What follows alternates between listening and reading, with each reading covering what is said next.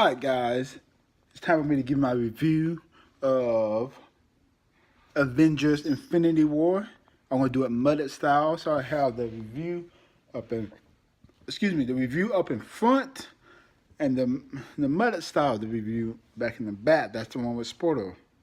So I give y'all a warning that y'all know I'm going to give spoilers out. I try my best not to tell you the spoilers until I say spoiler alert. And then it's up to you to get, put it down and go check out the movie. So, Avengers Infinity War. Did it go how it went pretty much how I planned the movie. I'm not a comic book pursuit nerd or everything got to be, but I know enough of the comics to know when certain characters come that it's gonna go down. So, yeah. So yeah, I mean it was a pretty good movie. I liked the movie. So, what would I give the movie? It's definitely one of the movies where I can have a good fun time with. A good comic book movie. So I'll give the movie an 8 out of 10. I won't give it as high as IMDb giving it, and Rotten Tomatoes. For me, for a movie to be that high, because that's a high rating for me anyway, the 8 out of 10.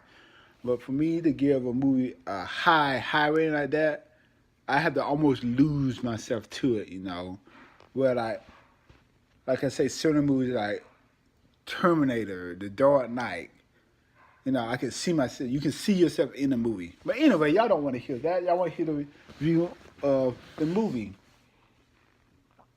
So like I said, it's a good movie. Got lots of actions and one of the real fun movie. For when the movie first starts off, it sets the tones of the movie right then and there.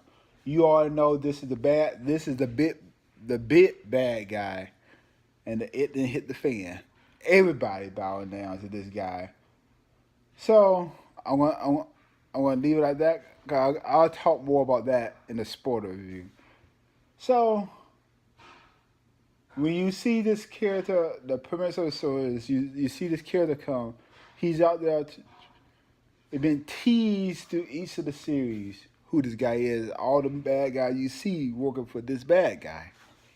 So the guy has a glove and he's trying to get the stone so he can get infinite power. If you get infinite power, if you get all 5 stars or all 5 stones, 1, 2, 3, 4, 5. Yeah, okay. If you get all of the stones, then he pretty much have infinite power.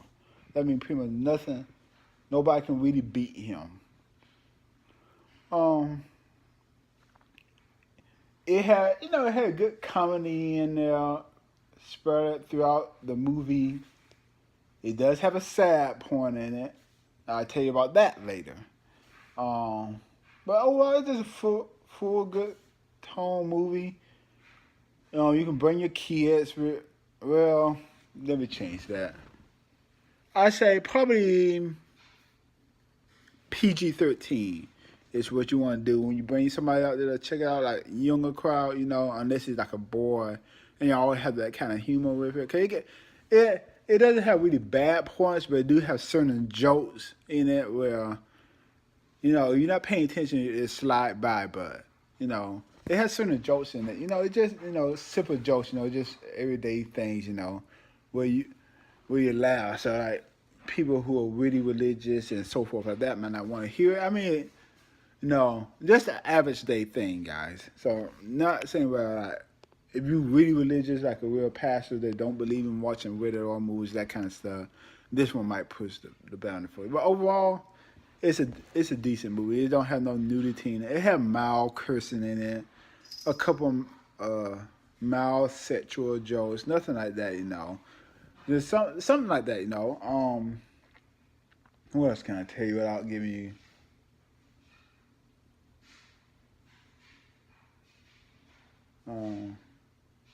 The movie takes place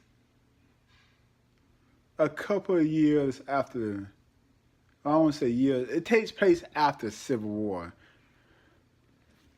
So, like, as you know, the team is in shambles. Everybody doing their own thing, and now this guy coming.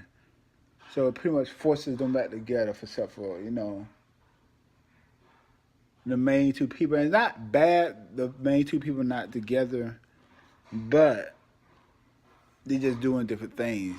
So that's one thing. But other than that, like I said, I give it an 8.10. I give it an 8 out of 10. Okay, that's what 5 minutes. Okay, cool. Spoiler talk. Spoiler talk. You haven't seen the movie? Stop the video here. Go watch the movie and come back. Boy, it's time for the spoiler talk. When Thanos first enters and the movie first starts, you know this guy's the big dog because Thor is almost like a god, and he's on his knees, and they got the brake shoes beat off of him. Period. They had pretty much made Thor bow down. At the very beginning of the movie, the first person who gets it is, I think it's Heimdall, the black guy with the gold eyes. Heimdall. So he's the first person that gets it. And the reason why he gets it because he does a magic and send the Hulk to Earth to warn everybody and so forth like that. After that, really know Thanos is the stuff because he lays a hammer down to the Hulk. Period. That's what he does. He just lays a hammer down to the Hulk. He beats the brake shoes off the Hulk.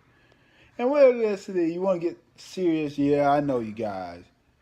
Everybody pretty much can beat the Hulk just as long as you don't get him too.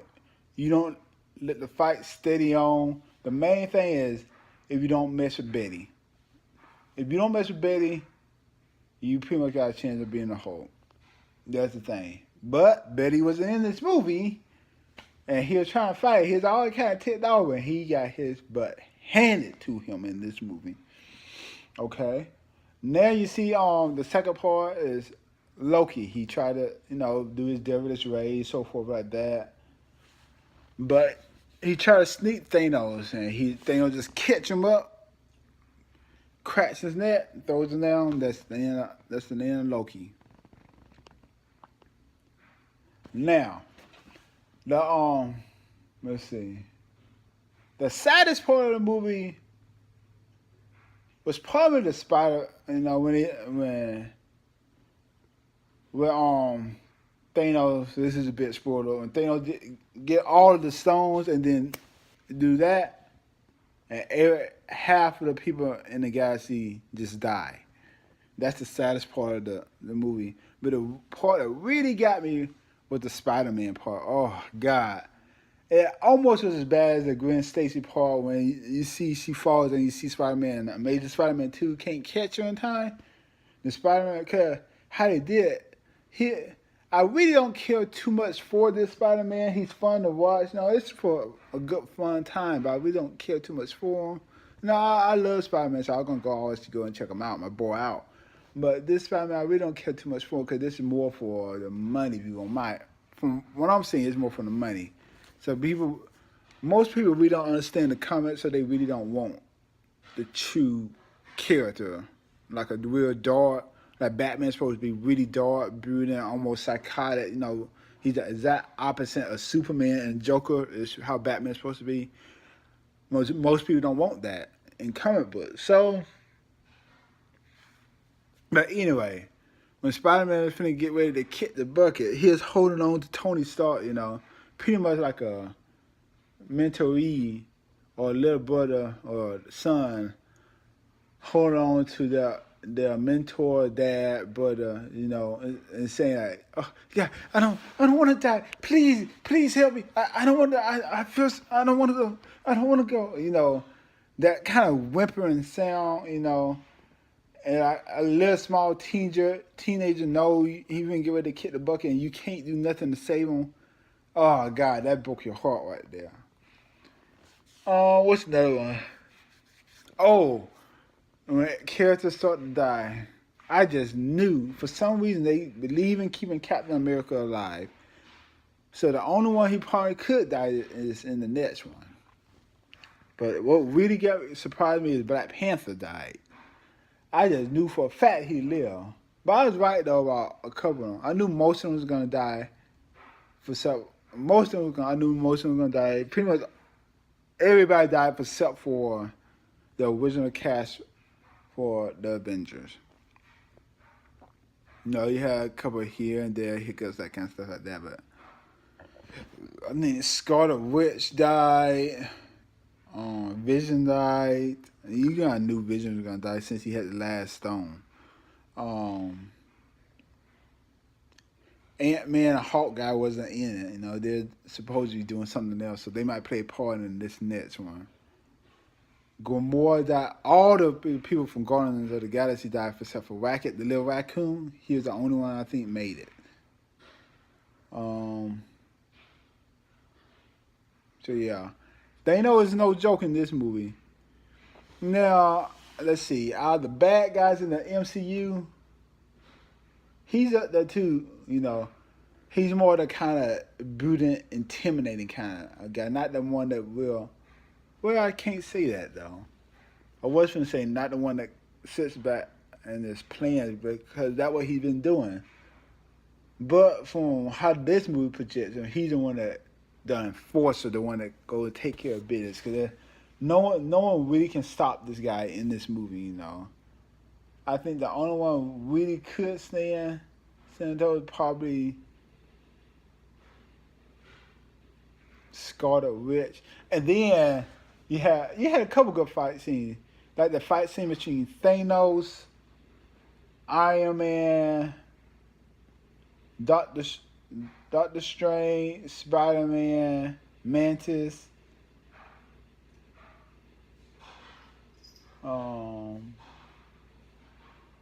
Yeah, the fight between them, that was a good fight.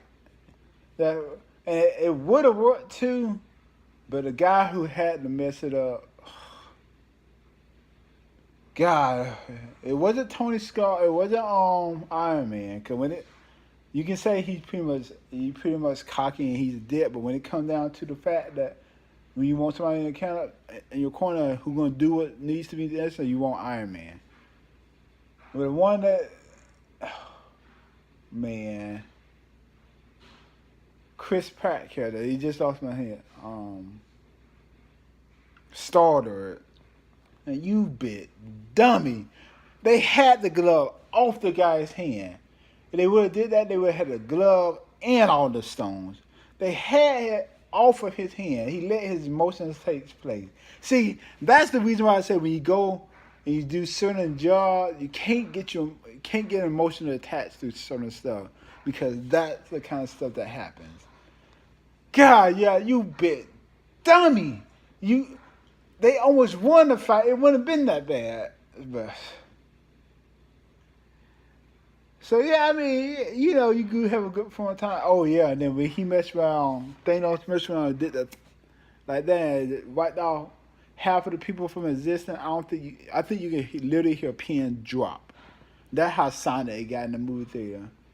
Me, I was perfectly fine because I wasn't perfectly fine, but I was okay because I already knew what the deal was. I knew that this was a big guy. He pretty much killed everybody in the universe.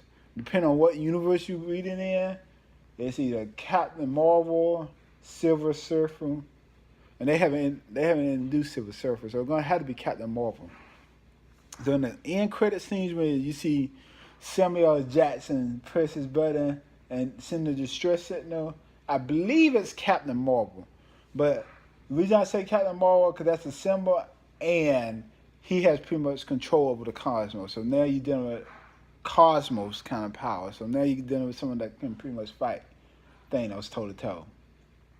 And then you know they had to give Samuel Jackson's moment, you know, where he said something, oh, and then he disappeared. So yeah, they had to give him his moment in that part. But like I said, overall, I know I missed some stuff out. I try to leave some stuff out so y'all can go and check it out. But I said, overall, it's a movie to go have fun. You'll like the movie. I give it an 8 out of 10. You know, someone who's looking for a good story movie, this is not that kind of movie. But you're looking to have a good fun time, this is that kind of movie, you know. You hang out with your friends and that kind of stuff. This is a good fun time, you know.